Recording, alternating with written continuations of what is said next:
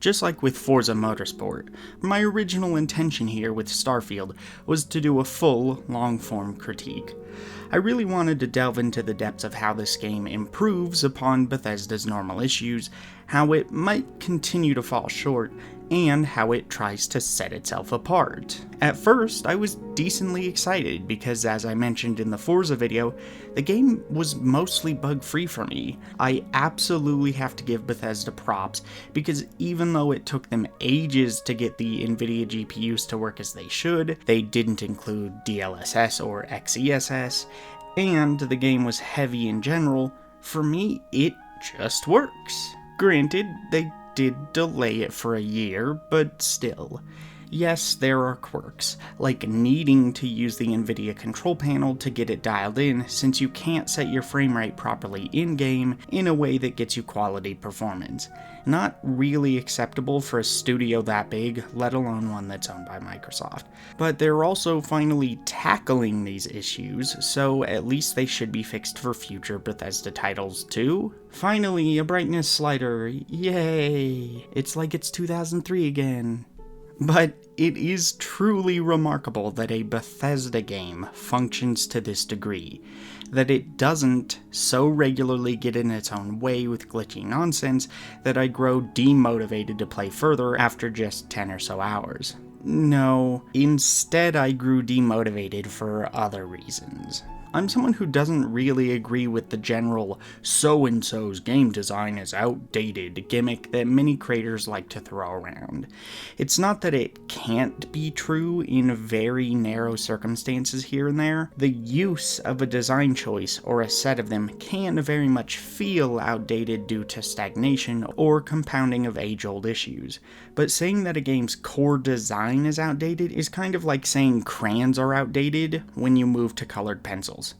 No, they just don't serve the purpose you're trying to get out of them. Their limitations run counter to what you're looking for. As much as I really enjoy creators like Nakey Jakey, for example, and I think his content is largely wonderful, it's incredibly difficult for me to sit down and watch a video that tries to tell me that design choices that are perfectly fine in the right context, and even design choices that I might really love and think work great, are outdated. If you have something to say about the design, just say it. You don't have to package it in this trite, pop critique friendly wrapper. It gives me CinemaSins vibes, but on an obviously much less problematic scale. It just feels like a theming that gets people to think less about why design might or might not work, and instead just asks them to arbitrarily decide if it's outdated or not. Then, if it is outdated, you can just toss the whole pile of shit out, or whatever. But with all that said, I can at least generally see why people use words like outdated in order to describe some games and their design, and Bethesda is definitely one of the easiest targets, because so many of their choices feel like they leave incredible stagnation and rot behind, and instead either update all of the stuff that was already working, or remove it. So as you go through their catalog over the last 2 decades of games, there's an increasing sense that they're missing the forest for the trees. I didn't dislike my time with Starfield, especially after they gave us a field of view slider. I generally enjoyed my time with the game enough to not want to argue it's bad. Mostly mediocre, with some specific bits that feel particularly nice, is probably how I'd describe it. Nothing approaching special, nothing approaching Game of the Year material, just a big, pretty enough game that still has a sense of expanse that's engaging enough, but otherwise is yet another step back in new ways for Bethesda RPGs. Despite the marketing claims, this game isn't something new for Bethesda. It's Fallout 4 in space, and that means it comes with many of the initially interesting quirks you'd think it would, and several new problems that are seemingly greatly exacerbated thanks to the creation engine. Here, it's less so that the creation engine is leading to a broken, messy experience. Rather, all of the most obvious limitations related to how the world is built become much more transparent when you're flying between planets instead of entering ruined factories or cave entrances. There is indeed a fundamental difference between the size of Bethesda's previous games and Starfield. Starfield being far bigger has little positive impact because of the space exploration context. Firstly, Bethesda games were generally already too big a lot of the time, not in terms of physical size, but rather their ability to fill that size with meaningful content. Even at its best in games like Skyrim, there was a severe level of repetition and artificiality that sets in when you're exploring your 20th ruin filled with nothing but Draugr for scaling loot and some MacGuffin for a quest giver you'll never see again. But at least the world being a single, unified area dotted with these points of interest meant that the space in between the points of interest was an integrated part of the experience. It grounded everything, blanketing it in the region you're exploring while playing. In Starfield, they can't do that. You're exploring tons of separate planets with no way to walk from a point of interest on one to another. And while it's understandable why they don't allow you to seamlessly fly from one planet to another, that doesn't change the fact that suddenly there's no point to anything outside of the points of interest. Everything is just a galaxy map and a loading screen away, and in my experience, everything on a planet's surface surrounding these points of interest is identical and largely lifeless. As such, all of the space that makes the game up, all of the procedural planets, everything that isn't a bespoke piece of content no longer has much gameplay value. It cannot ground the world in the same way as it did before. I'm no longer finding my way around or through a particularly rough mountain range. I pick the right planet, pick a landing spot, land, and then whatever I need is roughly 100 to 600 or so meters away, with dead space in between. On a galactic scale, this does mean that you spend more time in the overtly valuable content, because you can just fast travel between all these systems, planets, and landing spots on the surface. Though, if you also valued the realism and the pacing breaks of the exploration of previous titles, something I discussed years ago in my video talking about Outer Worlds, that is actually hampered by this change. You do not get the sense that this is a world or a series of worlds. It feels like a bunch of empty, wide, repetitive space that the game encourages you to avoid, so that you can solely focus on the points of interest. In that way, it makes what is by far Bethesda's biggest game feel like their smallest by far, without making it feel any more intimate or focused.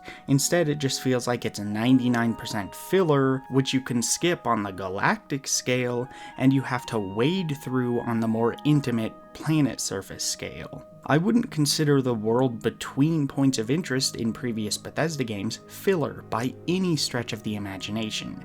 It was context, it was texture, it was pacing that gave the game an organic feel, and surprisingly meant that you weren't focusing near as much on your journal waypoints a lot of the time.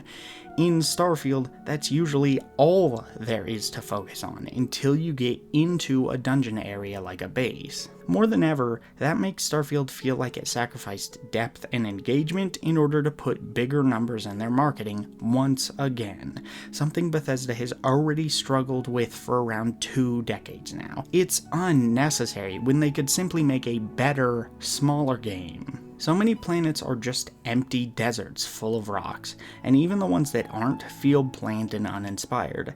As raw, basic content, they're enough, but I don't think they're fantastical enough to provide any sci-fi value beyond, like, the gravity differences on each planet. Squint, and at least in what I played, you could just as easily be playing Fallout or Elder Scrolls in terms of environmental creativity. I know Starfield wants a more grounded edge to its sci-fi, but the main story is also about a magical artifact that within the first couple minutes basically sends your consciousness whizzing through the cosmos at like millions of light years an hour. So why does every planet I found feel more or less like it could exist on Earth, or like a lifeless rock desert? All of this all of it just ends up feeling so artificial now, and the way they chose to do scale here only makes that exponentially more transparent. Not artificial in the sense that it feels unrealistic, artificial in that it feels thoughtless. When there's almost nothing I can interact with other than procedurally placed bases and junk on a planet's surface, it doesn't feel crafted. It feels like it was designed by a robot from the bottom up. Starfield simply doesn't feel like it wants us to care about these worlds. And this issue very much extends to their quest design. They fixed the core narrative-related quest issue in Fallout 4 by no longer having a voiced protagonist here. But they didn't fix the more important problem, which is that after Oblivion and arguably Fallout 3, Bethesda started to care more about the narrative concept of a quest than they did the mechanical execution of those quests. Oh, in Starfield, you absolutely may find yourself doing something that sounds incredible or relates to some crazy otherworldly magical concept. You may be helping a hilariously bizarre character with tons of fun quirks, but by and large, what these quests have you doing is going to a place that's like a dozen previous places you've been to before and killing and looting things. This on the surface is fine, but they no longer ask you to do esoteric things within that process. There's rarely a quirk in that loop. There's a big difference between someone asking you to get 100 steel, which you're going to get by doing generic looting of objects that you'd already be breaking down, and being asked to get tons of sweet rolls instead for some barely coherent guy who's obsessed with the little pastries. You don't find sweet rolls in the same places or the same context as you do guns or construction supplies or desk fans that you can dismantle for steel, and you don't usually collect them either, to the point where you might not even consciously see them anymore when you explore, until you're asked to do so. That subverts the usual mechanics in a very basic but surprisingly engaging way. To my knowledge, Starfield will never ask you to do something like follow someone through town in the dead of night by whatever means you choose to, and then report your findings back to someone. It won't ask you to get stuck in a house and slowly murder everyone around you without getting caught, or disappear into a painting to fight trolls, or follow icy tears instead of quest markers, or infiltrate your Fighters Guild competitor, get high and hallucinate, and then accidentally murder an entire village thinking you're ridding it of goblins. At least, they don't do this to near the same frequency that they used to. And I get that this is partially because the fidelity and complexity of Starfield is night and day different from Oblivion or Morrowind. But that's all the more reason to not make a game that has over 1,000 useless, bland planets. Fallout 3 could be completed in like 80 hours. That was enough, Bethesda.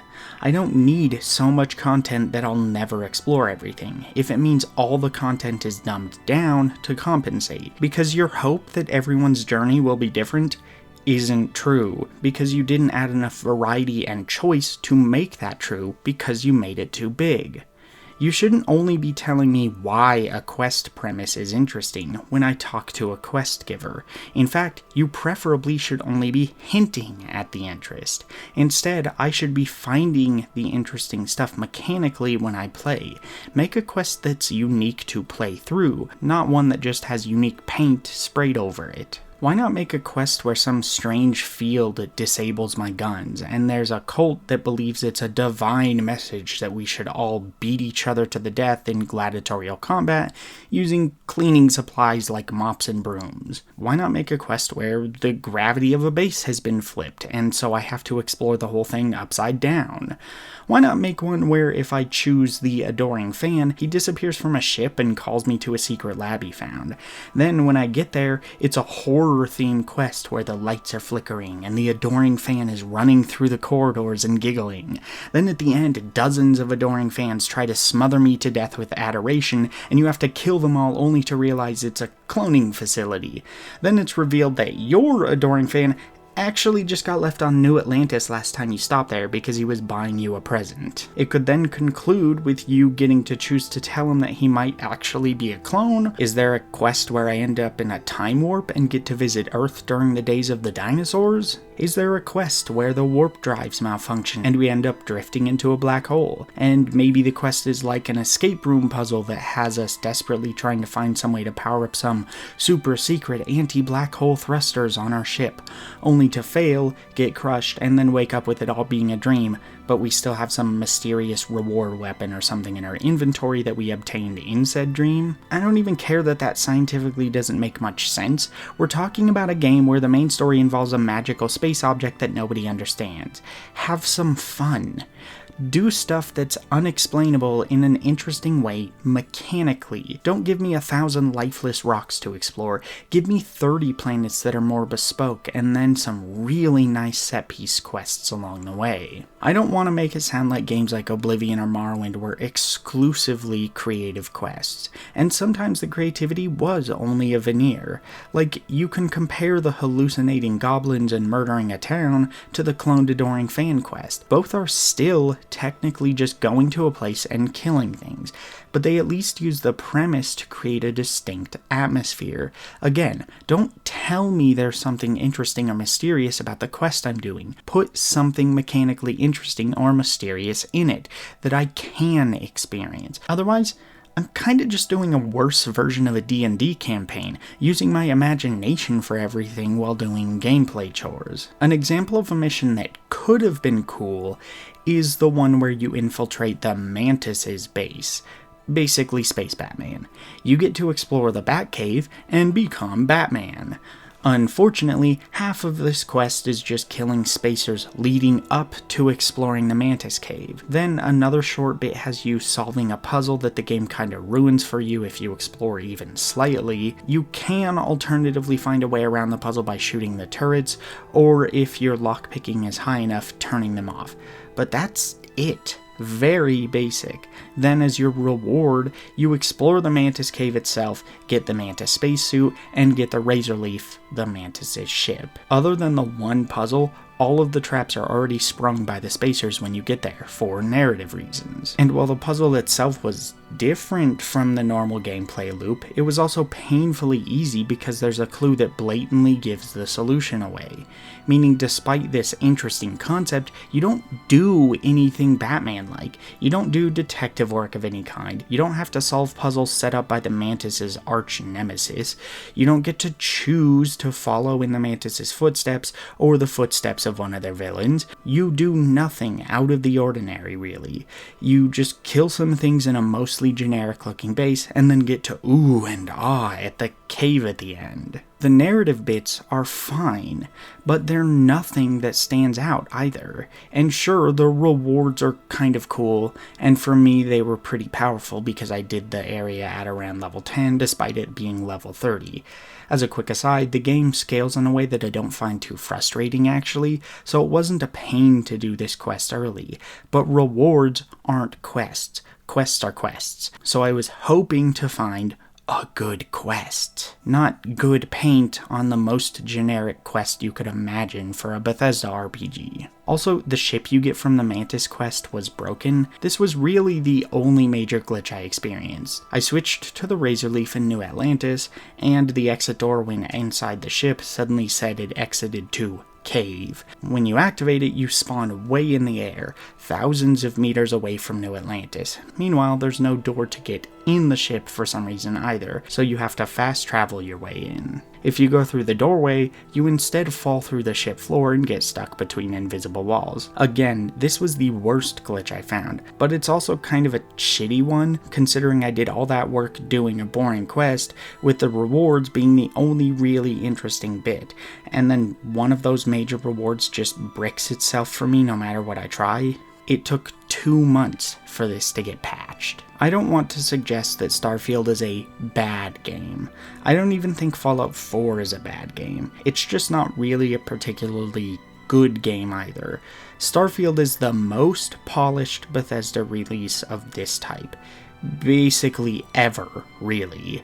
Before Skyrim, they were too ragtag to make something polished. and from Skyrim forward, they've been too marketing and numbers driven to make something polished. Gotta be bigger even if that means it's a mess, you know? This game, as far as I've played, isn't a mess, but it's also clinging heavily onto design that simply doesn't work for its world or premise, and seems to largely lack any of the necessary creativity to flex its premise much. Its design isn't outdated so much as that it's stagnant in ways that are getting very mind-numbing at this point in Bethesda's existence as a Western RPG studio. Which is not me saying the people involved in making Starfield weren't creative. Instead, I think the game is simply too big and the engine has too many particular limitations to have the resources to be both polished and creative at this scale.